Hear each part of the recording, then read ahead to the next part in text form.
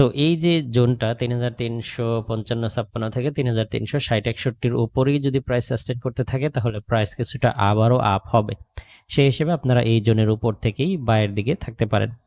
আর যদি এই এরিয়াটা ক্রস করে ফেলে তাহলে প্রাইস ডাউন হবে, ডাউন হয়ে আবারও আমাদের এই যে নিচের যে সাপোর্ট জোনটা রয়েছে এই সাপোর্ট জোনকে টেস্ট করতে পারে। এই সাপোর্ট জোনটা আমি মার্ক করে দিলাম। এই সাপোর্ট জোনটা টেস্ট করতে পারে। এই প্রাইসটা হচ্ছে 3340-42 এই এরিয়াটা। তো এখন যেটা করা যেতে পারে, প্রাইস বর্তমান যেভাবে মুভ করছে সেটা হচ্ছে যে এখন আপনারা এখানে আপনাদের ট্রেড প্ল্যানটা এইভাবে সাজাতে পারেন। যদি প্রাইস এই 3355-56 বা 60-এর উপরে সাস্টেন করে তাহলে এখান থেকে প্রাইস আপ হবে, সেই ক্ষেত্রে এই জোনের থেকে বায়ের চিন্তা ভাবনা করতে পারেন।